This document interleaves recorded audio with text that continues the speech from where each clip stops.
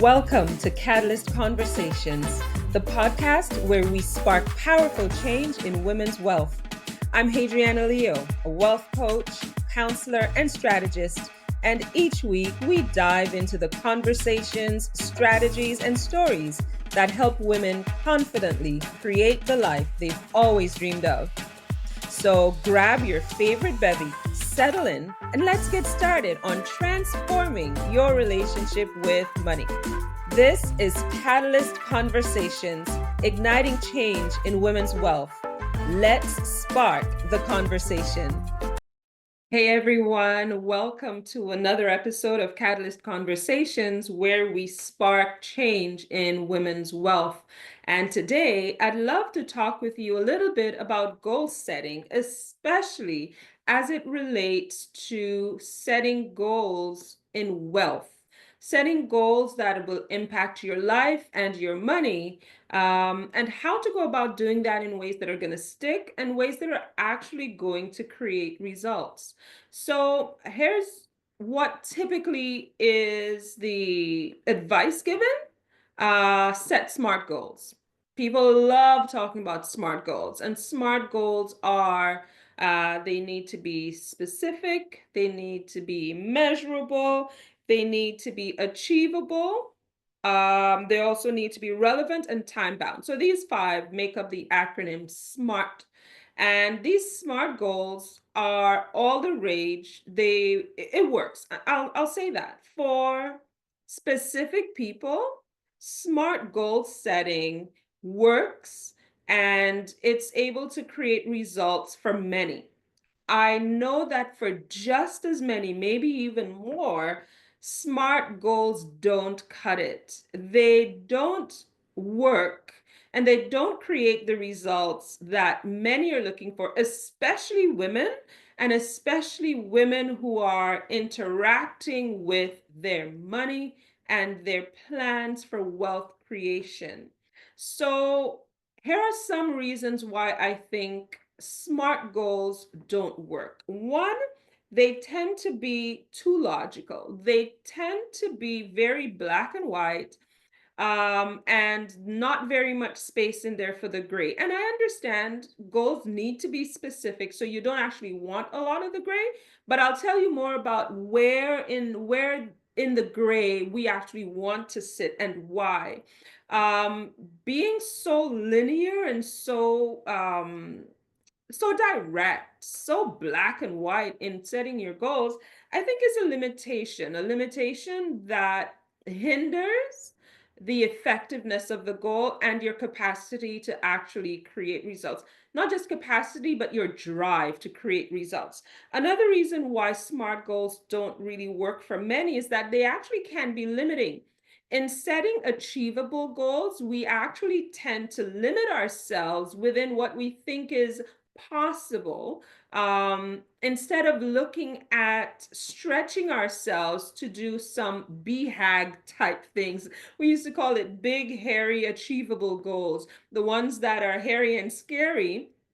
And they really stretch you, they really move you. You think about, am I going to hit it? And your tummy goes all wonky. Smart goal setting doesn't actually give you the capacity to stretch to that because making it achievable kind of sets a limitation depending on how you apply that achievable portion. And then a big thing for me is SMART goals miss the bigger picture. SMART goals, they obliterate anything outside of just that black and white view of your goal. So there's a big chunk missing when it comes to your experience with those goals, what it's going to mean to you, and getting creative with how you can achieve them. So instead of setting SMART goals, I have an alternative. Now, again, I want to remind you, if SMART goals work for you, more power to you, not a problem. My experience is with women and wealth, SMART goals are not enough, and we need something extra, which is why I fell in love with the heart goal setting approach. And it falls directly in line with our approach to wealth and coaching and inspiration, which is based on and founded on our proprietary care methodology. So they fit right together. The care methodology sits in with our heart centered approach to goal setting. And heart, just like smart, is an acronym, and we'll go through what each of those letters represents so you can bring some heart to your SMART goals. First, your goals should be stated in ways that are holistic. So you're looking for the opportunities for your goals to be defined in multiple areas of your life, not just I need $10,000 in the bank. That does not impact anything apart from the bank account in which it sits. But you need to express your goals in a way that is holistic so that that goal statement incorporates more of your life than just that one segment or that one area.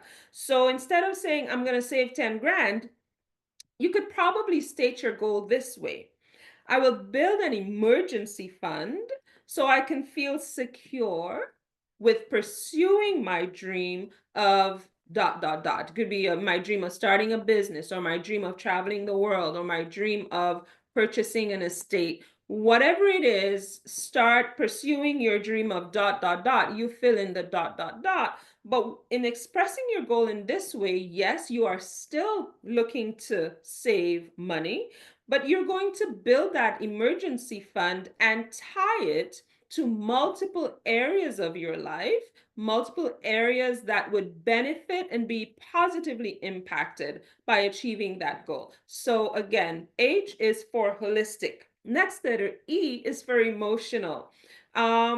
I know money is very black and white to many, but I'm telling you this: money is all about emotion, first and foremost. In fact, we have scientific proof that reinforces to us that our money decisions are first emotional decisions, and then we use logic to justify that emotional decision.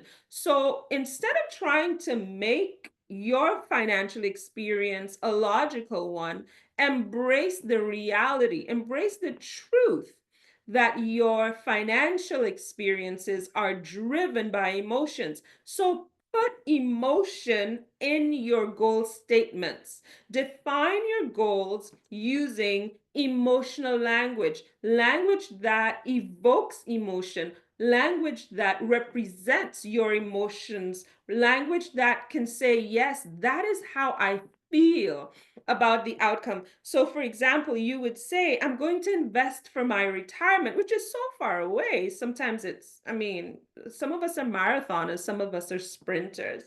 But we can say, I'll invest in my retirement to ensure I feel peace of mind and freedom in my later years. Now you've tied an emotion to something that is important to you and will be impactful for you, that will impact your experience in a couple of years, maybe many years to come. If you ever decide to stop working, that'll be your choice.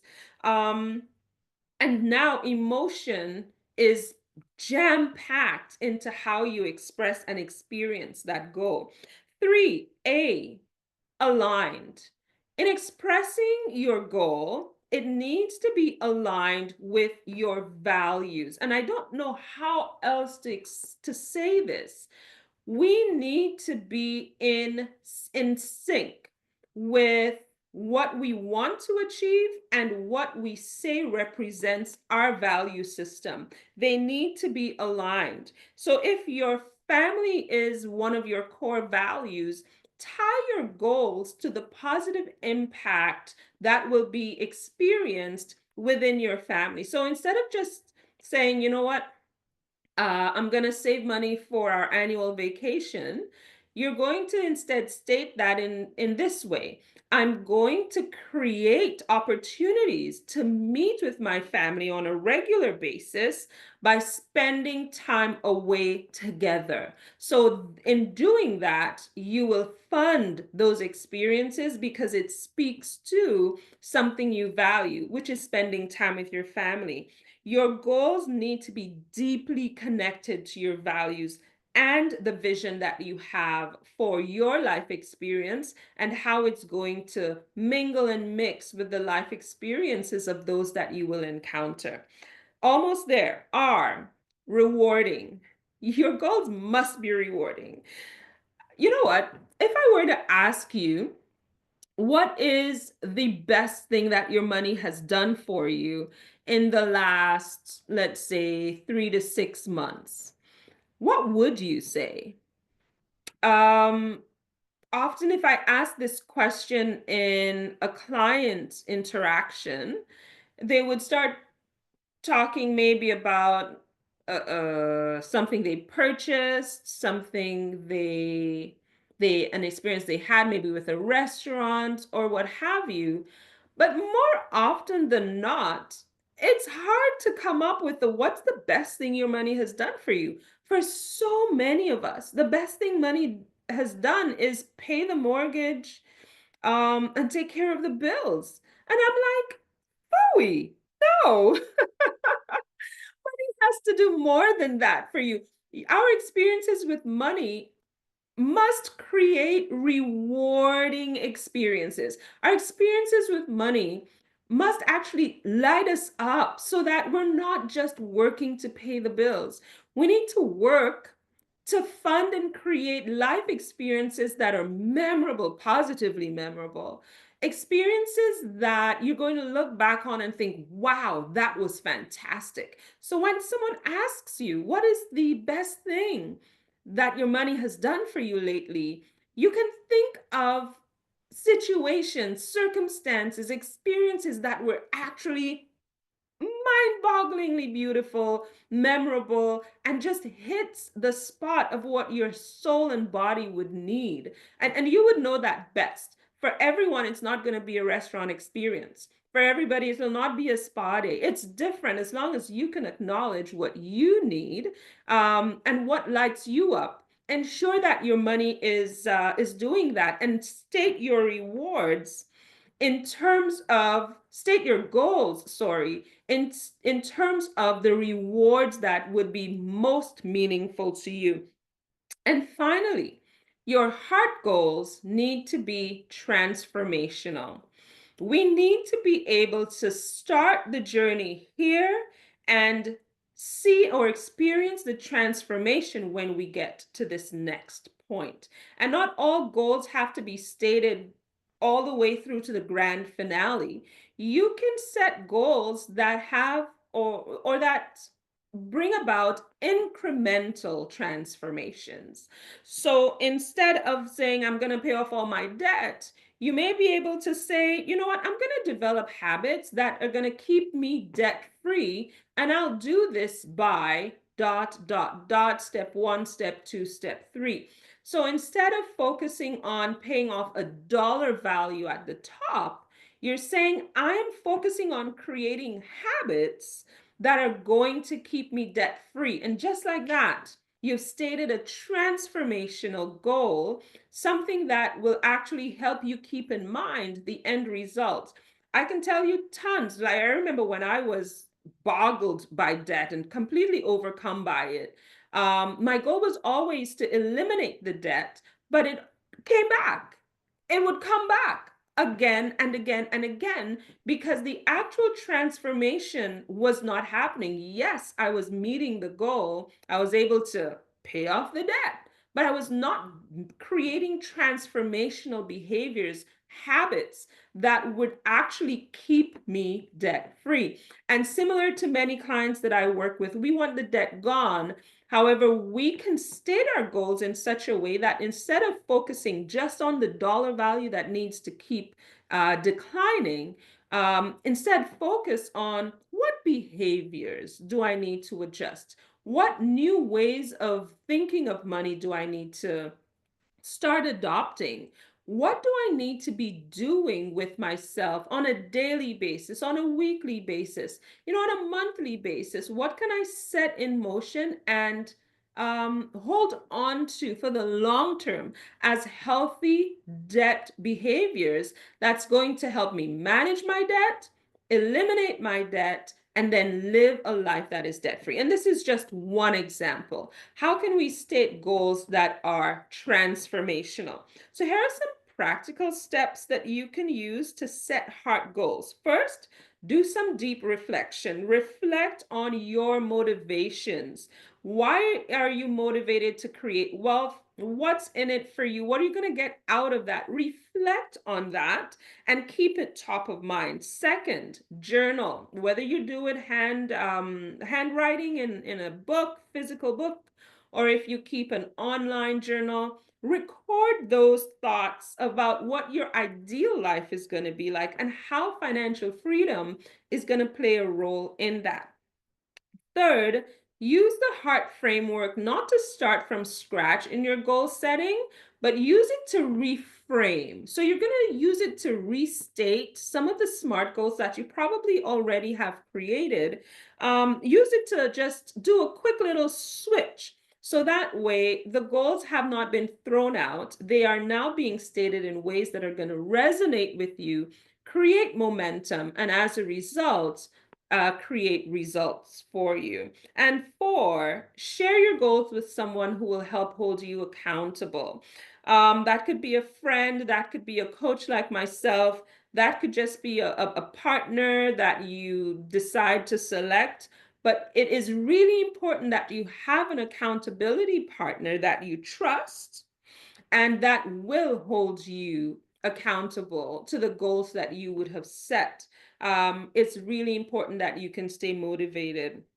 So remember, as you're creating goals, whether you're at a new year, maybe a start of a birth year, maybe you're starting a career change, whatever your starting point is, as you're looking forward, as you're looking ahead, and deciding, you know what, I'm going to set some goals for this journey, for this experience.